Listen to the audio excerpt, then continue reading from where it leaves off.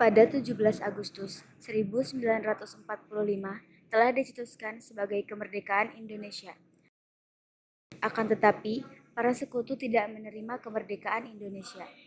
Jauh dari ibu kota Batavia, terjadi perlawanan yang dilakukan rakyat Surabaya, dikenal dengan sebutan Pertempuran 10 November.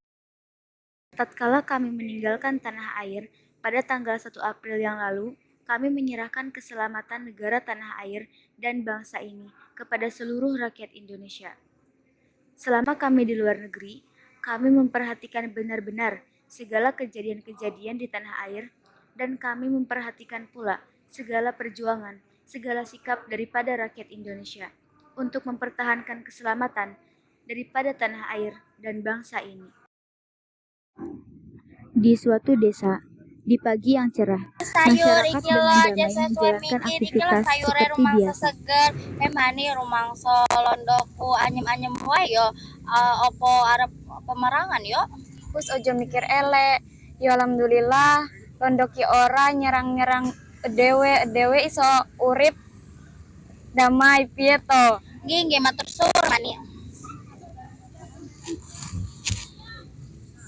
Di seyo yuk.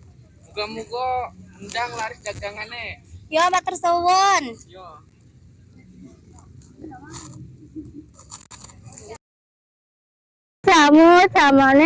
Jamune yuk jamu. Wes, yo. Nah, mampir dilet wae tak jamu sek. Yo, jamu apa? Jamu awak seger waras ayu. Yo, sese nggih. Niki jamune ndedak diglekek. Ayo.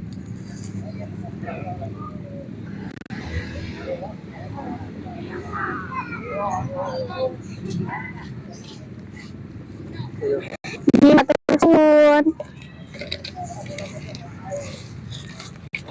Jamu yuk. Pada saat sore hari, saat para petani sedang perjalanan pulang, mereka berpapasan dengan sekelompok orang Belanda. Alah, wis rapopo njane ben mlaku ae. Oh ya wis lah. Pada 19 September 1945, sekelompok Belanda di bawah pimpinan Mr. Plugman secara diam-diam mengibarkan bendera kebangsaan Belanda. Keesokan harinya, terjadi sebuah aksi heroik menuntut diturunkannya bendera tersebut. Bendera musuh itu. Ayo! Turunkan! Tenang. Saya akan berbicara dengan mereka.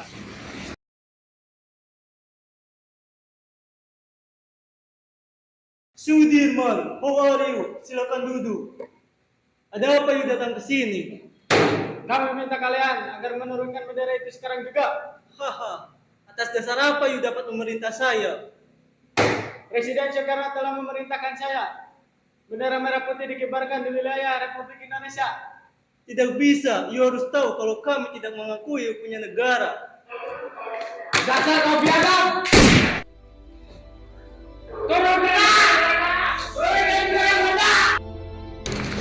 Turunkan bendera Belanda! Turunkan bendera Belanda! Turunkan bendera Belanda!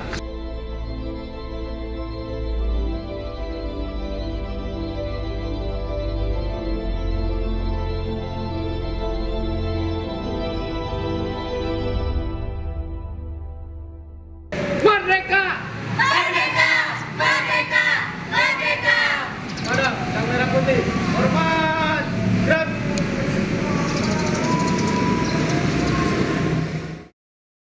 Pada tanggal 25 Oktober 1948, pasukan Inggris dikirim sekutu ke Surabaya.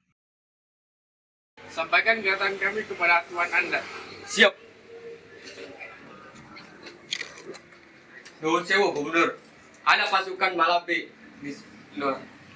Silakan mereka masuk. Baik. Silakan masuk.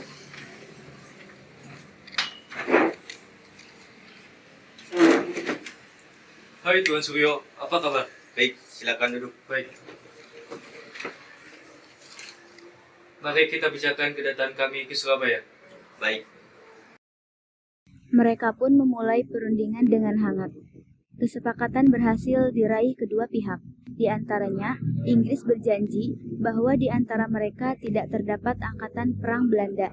Disetujuinya kerjasama menjamin keamanan, membentuk biro kerjasama, dan Inggris hanya akan melucuti senjata Jepang. Syukurlah kita sudah sepakat. Saya harap kalian menepati janji. Ya, tentu.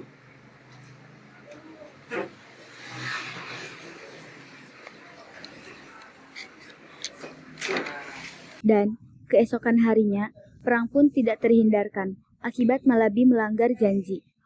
Serangan besar-besaran pun mulai dilancarkan dengan satu tekad. Tentara Inggris yang membantu Belanda harus dihalau dari Surabaya. Persons being armed and refusing to deliver them to the elite forces are liable to be sued. 30 Oktober pukul 11.30 siang, rombongan Jakarta tiba. Dan mereka melakukan perundingan dengan Inggris, di antaranya Soekarno dan Muhammad Hatta. Perundingan pun berjalan cukup alot. Namun, akhirnya mereka mencapai mufakat. Di antaranya, selembaran pamflet dianggap tidak sah dan diadakan gencatan senjata. Hingga pada pukul 5 sore, tragedi fatal pun terjadi. Di Jembatan Merah, di dekat gedung Bank Internasional, Jenderal Malabi tewas dibunuh pejuang Indonesia yang tidak diketahui identitasnya. Kejadian tersebut menjadi sorotan tajam di kalangan negara-negara sekutu, hingga akhirnya kerajaan Inggris mengirim bala bantuan dan Mayor Jenderal Mersey dijadikan sebagai komandan sekutu di Surabaya, menggantikan Malabi. Pada 9 November 1945, Mansur mengeluarkan ultimatum sebagai respon kemarahan atas terbunuhnya Malabi. Pemimpin dan pemuda Indonesia harus menyerahkan senjata di tempat-tempat yang telah ditentukan. Kemudian menyerahkan diri sambil angkat tangan. Selambat-lambatnya pukul 6 tanggal 10 November, jika belum sampai mengumpulkan senjata, maka Surabaya akan satu serangan dari darat, laut, dan udara. Setelah kabar ultimatum, pertempuran tokoh-tokoh Surabaya diadakan di kantor dinas gubernur. Dalam pertempuran itu, Bung Tomo, Kiai Haji Hasyim Asy'ari, Tan Suryo, serta tokoh TKR menolak ancaman pihak Inggris tersebut. Kita sudah sepakat bahwa Surabaya menolak ultimatum Inggris. Baiklah, saya akan menyiapkan pasukan. Seluruh santri di Jawa Timur siap untuk berjihad di jalan Allah. Mari satukan kekuatan kita untuk habiskan mereka. Merdeka! Merdeka! Para tokoh kemudian mempersiapkan perlawanan selama kurang lebih 2 minggu. Bung Tomo mengobarkan jiwa arek-arek Surabaya dengan pidatonya yang mengguncangkan Surabaya. Pedoman kita tetap merdeka atau mati. Dan kita yakin saudara-saudara bahwa kemenangan sudah ada di tangan kita. Sebab Allah selalu membela yang benar.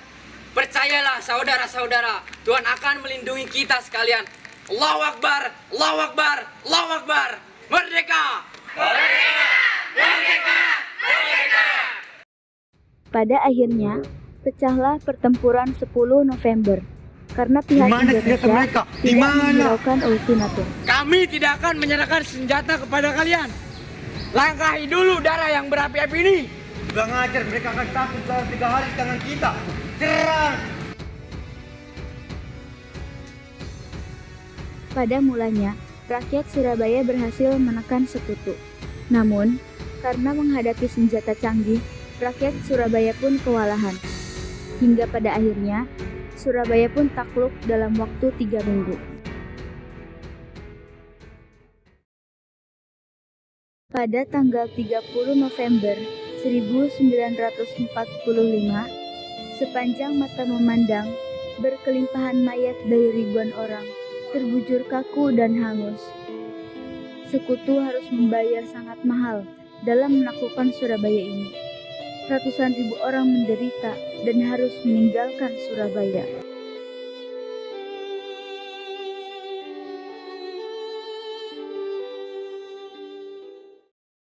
Proklamasi, kami bangsa Indonesia dengan ini menyatakan kemerdekaan Indonesia.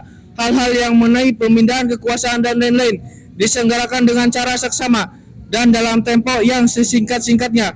Jakarta, hari 17 bulan 8 tahun 5, atas nama bangsa Indonesia, Soekarno-Hatta.